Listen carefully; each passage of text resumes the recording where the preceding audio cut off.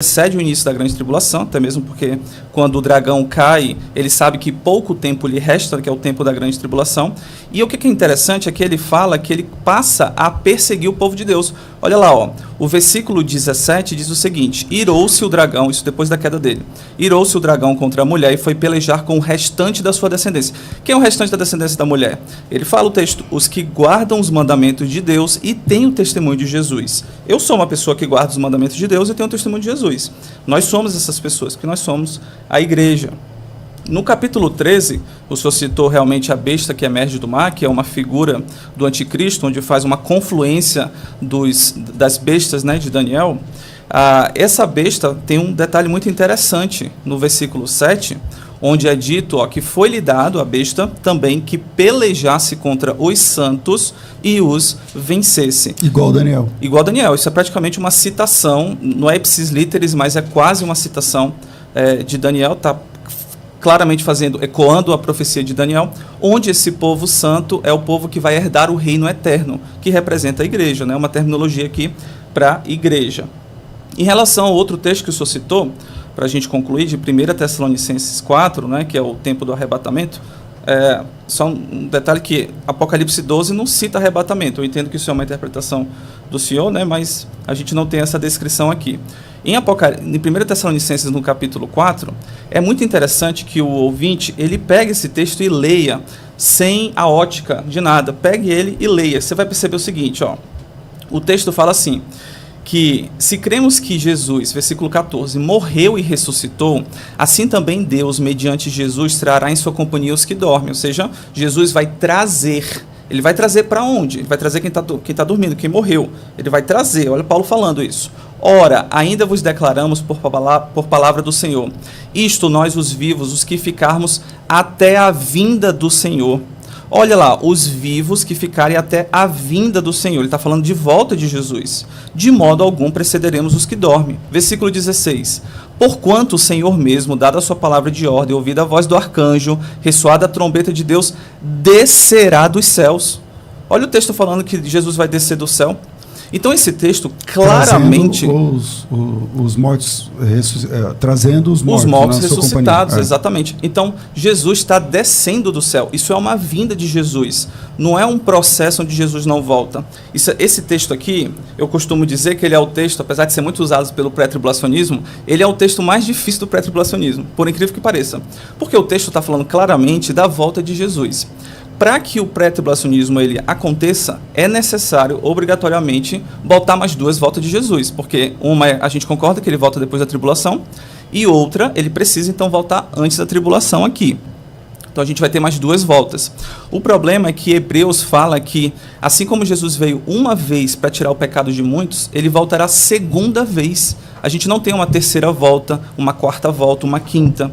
Então esse texto aqui ele é um texto que impõe muita dificuldade ao pré-tribulacionismo. Eu gostaria que o pastor comentasse a respeito desse texto, o que ele imagina disso. Então, vamos dentro do contexto do que eu falei para chegar no texto do Tessalonicenses. Então, assim, dentro da linha de raciocínio, é aquilo que eu vejo, né? O Eduardo usou o texto de Apocalipse 7, daqueles que vieram da grande tribulação e lavaram as suas vestes, né? Uhum.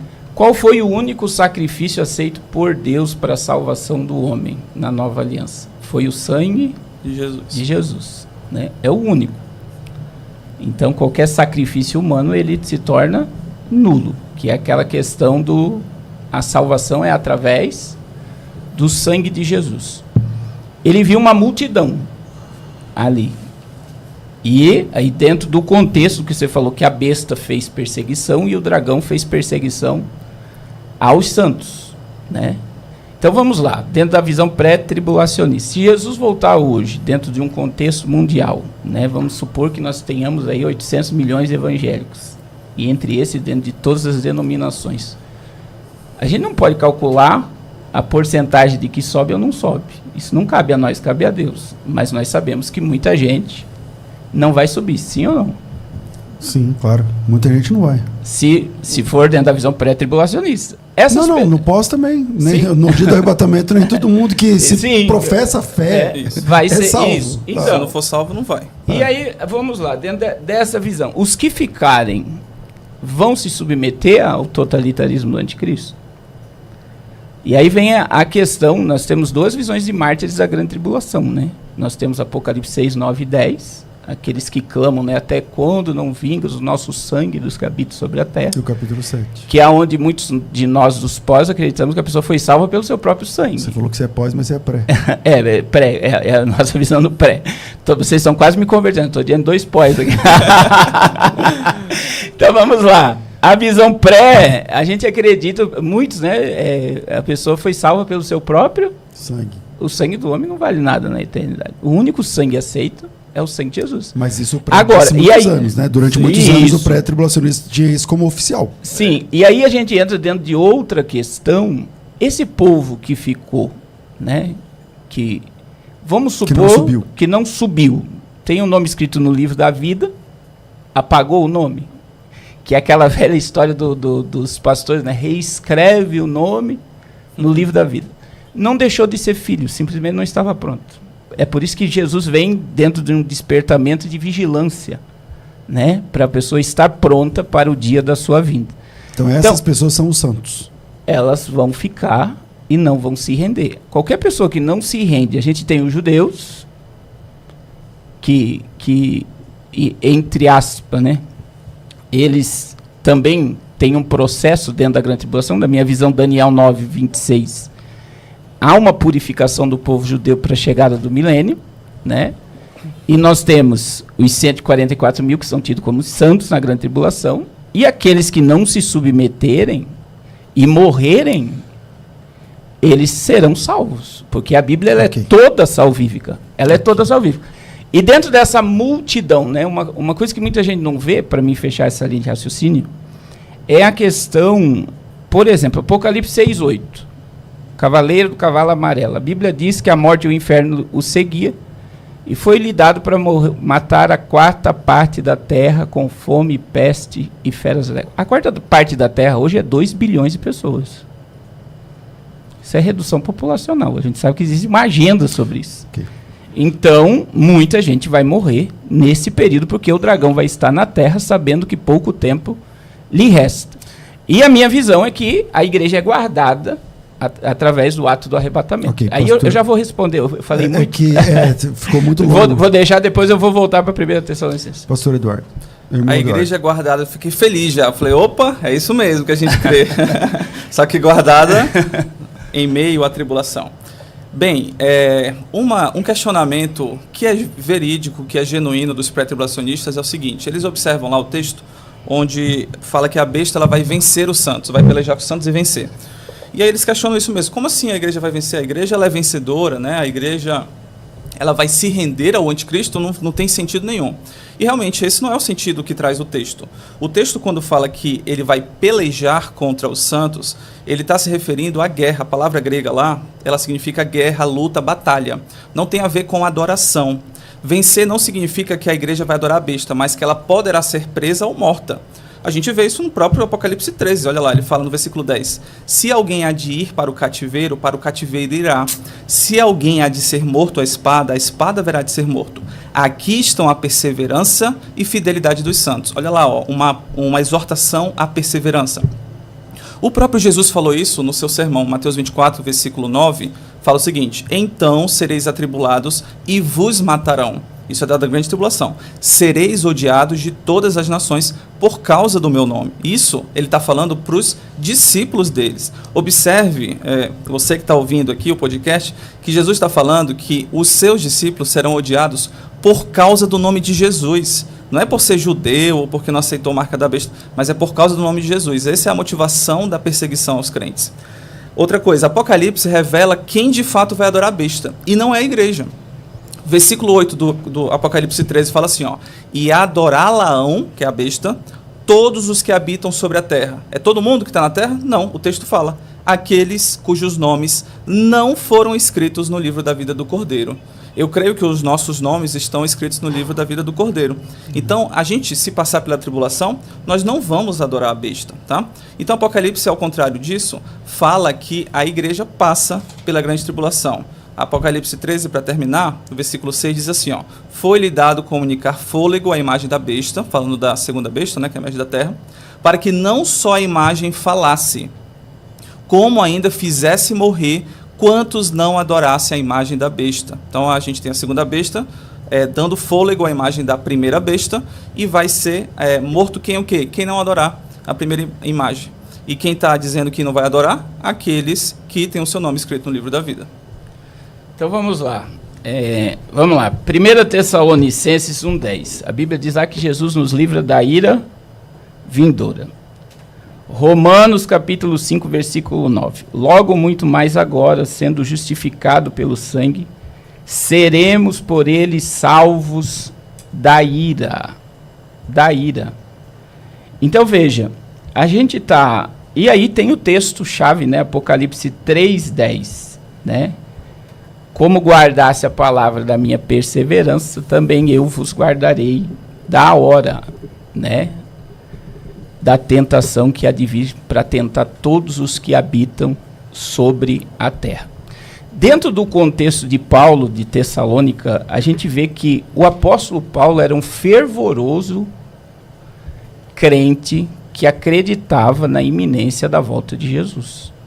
Veja que tanto no texto de 1 Tessalonicenses 4,17, ele diz, depois nós, se lermos 1 Coríntios 15, 51, 52, 53, você vai ver ele falando seremos. E quando você olha para o princípio primitivo da igreja, toda a igreja primitiva acreditava que seria arrebatada.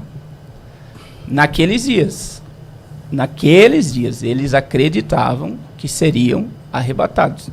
Então, a visão pré-tribulacionista nos mostra que Jesus pode voltar a qualquer momento e eu não preciso ver o anticristo se manifestar para ele chegar, e principalmente que Jesus vai nos livrar da ira vindoura. Eduardo. Bem, o pastor trouxe alguns argumentos aqui muito bons, inclusive. Eu gostaria de comentá-los, não sei se eu vou conseguir talvez no próximo, mas vamos falar sobre essa ira. Um texto muito utilizado pelos pré-tribulacionistas é o texto de 1 Tessalonicenses 1,10, onde Paulo fala que Deus nos livrará da ira vindoura. Acontece que a ira vindoura, ela não é a grande tribulação. Ela significa o juízo final de Deus sobre os ímpios. Como é que a gente sabe disso? É só a gente procurar essa expressão ira vindoura em outra passagem bíblica. Por exemplo, ela está lá em Mateus 3,7. Quando João Batista estava batizando lá o povo, chegou os fariseus e saduceus com intenções erradas e ele falou assim para eles: raça de víboras, quem vos induziu a fugir da ira vindoura? Perceba que ira vindoura não é grande tribulação, porque de fato os fariseus e saduceus haviam fugido delas. Né? E ele está fazendo uma pergunta retórica para dizer que eles não vão escapar dessa ira vindoura, que é justamente o juízo de Deus, que realmente ninguém vai escapar disso.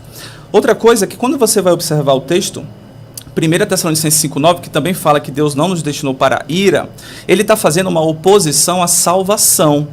Então olha o que ele diz, porque Deus não nos destinou para a ira, mas para alcançar a salvação mediante o nosso Senhor. Então nós estamos livres da ira, porque a gente alcançou a salvação em Jesus. Jesus recebeu a ira do Pai sobre ele para nos salvar. Né? É a mesma coisa de Romanos 2,5, é só ver o contexto. Mas segundo a tua dureza e coração impenitente, acumulas contra ti mesmo ira para o dia da ira. E que dia é esse? Da revelação do justo juízo de Deus. Então, o dia da ira aí é o dia em que Deus vai revelar o seu juízo. Outra coisa que eu percebo que existe uma confusão em relação a isso é imaginar que a igreja não vai sofrer a ira de Deus. E essa afirmação a gente concorda plenamente. Pré e pós concorda. A igreja não vai sofrer a ira de Deus. Quem sofre a ira de Deus são os ímpios. E isso é facilmente constatado no livro de Apocalipse. Por exemplo, quando a gente vai ver a quinta trombeta, os gafanhotos que saem do abismo, eles vão ferroar quem? Quem não tem o selo de Deus. Está escrito isso lá em Apocalipse 9,4.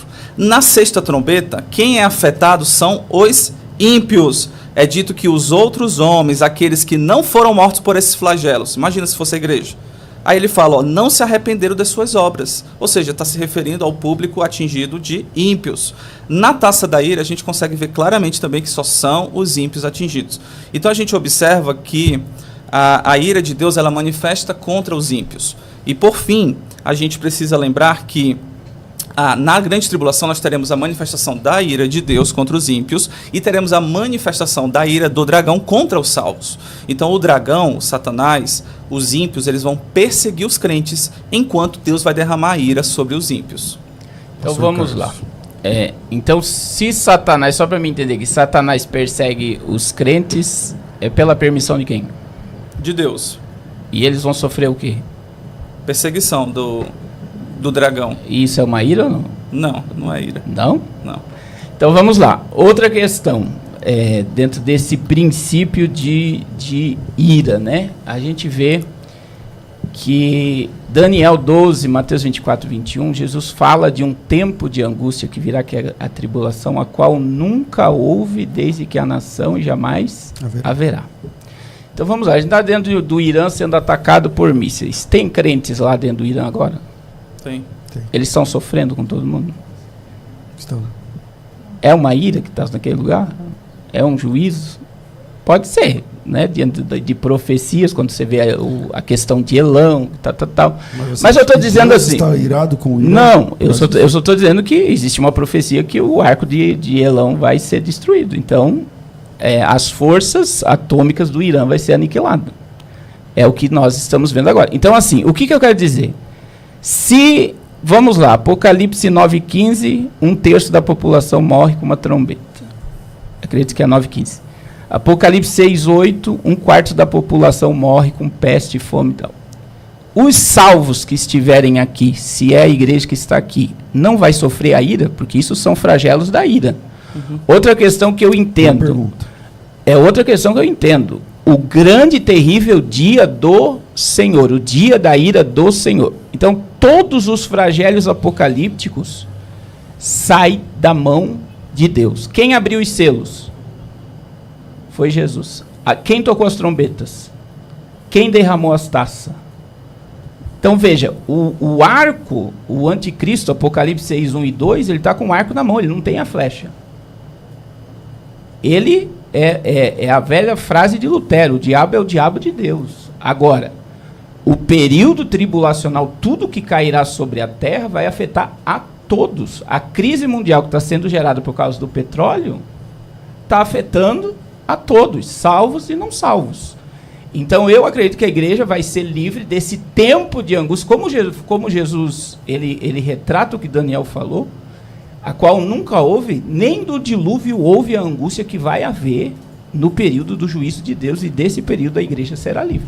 Pastor Eduardo, esse é um bom argumento, né? Uhum. Se a igreja está aqui durante a grande tribulação e a ira de Deus está abatendo ímpios, mas também matando X% da população, acabando com a água, com não sei o que lá, não seria uma forma da igreja ser atingida pela ira de Deus, então? Então, o que a gente observa em Apocalipse é que os alvos dos flagelos de Deus são todos contra os ímpios. A gente não tem nenhuma menção onde os crentes vão sofrer ira de Deus na grande tribulação. A gente tem menções onde os crentes ali presentes, eles irão ser perseguidos pelo anticristo. A gente observa o seguinte: Jesus, Apocalipse 3,10, é uma promessa de que Deus vai nos guardar desse momento de tentação que virá sobre o mundo todo. A gente também observa o seguinte: a ira de Deus, por exemplo, ela está presente hoje. Olha o que diz Romanos 1,18. A ira de Deus se revela do céu contra toda impiedade e perversão dos homens que detêm a verdade pela justiça. Ora, se a grande tribulação é a ira de Deus e por isso os crentes não podem estar presentes, então a gente não deveria estar aqui agora, porque a ira de Deus está sendo revelada do céu. Só que contra quem? Contra a impiedade e perversão dos homens. É isso que vai acontecer na grande tribulação. Um exemplo, né, muito utilizado pelos pós é o que aconteceu nas pragas do Egito, né? Os egípcios, eles foram guardados, protegidos durante os derramamentos da ira. Os hebreus. Desculpe, O que eu falei? Os egípcios. Heresia. Como que é? Os hebreus. O que eu falei? Deus me livre, né? Ninguém vai ser pós-nunca agora. Eu gostaria de comentar, pastor, sobre... O pastor utilizou o argumento da iminência. Eu gostaria de comentar a respeito disso, que esse é um argumento muito forte do pré-tribulacionismo. Eles interpretam o seguinte: Jesus ensinou que a gente deve estar preparado para a vinda dele em breve, não é verdade? Isso é verdade, todos nós concordamos com isso, a igreja primitiva concordava, pensava isso, que Jesus voltaria naquele momento, Paulo imaginou que Jesus voltaria na geração dele, isso tudo é verdade. Agora a gente precisa entender o seguinte: o conceito de iminência, na verdade, a palavra iminência, ela não está na Bíblia. A gente concorda com o conceito, mas existe uma divergência entre pós e pré. Porque é o seguinte, o iminência, o que significa iminência? Vou pegar um dicionário, iminência é o seguinte: é algo que está prestes a acontecer, uma ameaça próxima. A volta de Jesus está prestes a acontecer? Sim, concordamos com isso. Iminência não significa que não existe sinais prévios. Jesus não ensinou isso, Paulo não ensinou isso. Por exemplo, 2 Tessalonicenses, no capítulo 2, versículo 1 a 3, Paulo nos fala de forma explícita que duas coisas precisam acontecer antes de Jesus voltar e nos reunirmos com ele. O arrebatamento vai nos reunir com Cristo, foi o que ele falou lá em Tessalonicenses. Agora, em 2, ele fala o seguinte: irmãos, no que diz respeito à vinda do nosso Senhor Jesus e à nossa reunião com ele, versículo 3, ninguém de modo algum vos engane, porque isto não acontecerá sem que primeiro venha a apostasia e seja revelado o homem da iniquidade, o filho da perdição. Ou seja, Paulo está falando que tem que ter coisas antes. Eu não posso ignorar esse fato que foi ensinado na Bíblia. Ou seja, é necessário acontecimentos prévios à volta de Jesus. O próprio Jesus também dedicou mais de 30 versículos em Mateus 24 para listar sinais visíveis que antecedem a sua vinda. Ele falou, por exemplo, do engano generalizado. Ele fala: vede, ninguém vos engane. Ele está falando, quando eles perguntaram, os discípulos perguntaram: Jesus, quando sucederão estas coisas, que sinal haverá da tua vinda? Ele vai falar. Vai ter um engano generalizado, vai ter guerras e revoluções, vai ter grandes terremotos, epidemias, fomes em vários lugares, vai ter uma perseguição global, vai ter o surgimento do anticristo, vai ter a pregação universal do evangelho, vai ter grandes sinais nos céus. Aí sim Jesus volta. É isso o que ele ensinou. Tanto é que, se a gente for observar no final desse sermão dele, ele vai dizer o seguinte: crentes, vocês precisam saber reconhecer esses eventos. Olha o que ele diz em Lucas 21:31. Quando virdes acontecerem estas coisas, que ele falou, que eu acabei de citar agora, sabei que está próximo o reino de Deus. É para a gente saber. Então, se eu estou observando todos esses fatos que antecedem a vida dele, eu tenho que saber que ele se aproxima. Lucas 21:28. Ao começarem a acontecer estas coisas, exultai e erguei a vossa cabeça, porque a vossa redenção se aproxima. Né? Então, observe que Jesus nos ensina que a gente tem sim sinais que precedem a sua vinda. A vinda dele é iminente no sentido de que ela é próxima. E todos os crentes têm o dever de crer que Jesus vai voltar em breve. Foi o que ele falou em Apocalipse, né? Agora, isso não significa que ele voltará sem sinais prévios. Ok. Pastor Carlos, pedi para você chegar um pouquinho só mais para cá. Vamos lá. Pastor Carlos, o senhor está com a palavra. Então vamos lá. Primeiro, a questão da ira na minha mente não ficou resolvida. Porque se a igreja estará aqui, ela vai sofrer todos os flagelos. Então, eu usei até um exemplo do acontecimento agora, né? Que já está faltando combustível e tal. Quer dizer, uma guerra lá no Oriente Médio afeta o mundo todo. A igreja está aqui, né? A gente acredita no prenúncio aí dos sinais e inícios de dores. Então, todos sofrem, todos são abalados. Então, eu acreditar que uma igreja vai entrar na grande tribulação e ela não vai sofrer tudo o que vai acontecer nesse período, na minha mente não entra. Outra questão é a questão... Peraí, repete, segundo. A igreja entrar na grande tribulação e ela será blindada de todos os flagelos que virá sobre o mundo. Tipo o que aconteceu no Egito, você acha que não pode repetir, é isso? Porque lá no Egito aconteceu isso, né? Mas ela não participou de tudo aquilo? Mas ela não sofreu, né? Ela foi afligida. O povo de Israel... Não foi afligida. Foi, não. Então, foi protegido bem, cada uma o próprio das Deus falou para Abraão, a tua descendência será afligida por 400 anos, mas as 10 pragas não durou 400 anos. Tá, mas o que aconteceu quando começou as pragas? O que Faraó fez sobre Israel? Oprimiu. Aumentou o trabalho e tal. Não, mas as próprias pragas não, né? Matou os primogênitos, não foi um flagelo? Mas os primogênitos dos hebreus, você acha que eles morreram também? Só morreu dos egípcios. Parece Sobre que foi a casa de Faraó. Então por que Moisés foi guardado? Porque ele é povo de Deus. Porque ele é povo de Deus. A ira não recai sobre o povo de Deus. Então veja bem, a morte de todos os primogênitos que nasceu na época do Egito, as mulheres hebreias não sofreram isso. Todos os filhos de Hebreu foram guardados, menino homem? É que isso aí não é as 10 pragas. Isso aí não tem nada a ver com as 10 pragas. Tá, mas veio sobre o Egito? As 10 pragas tá tipo 80 anos depois.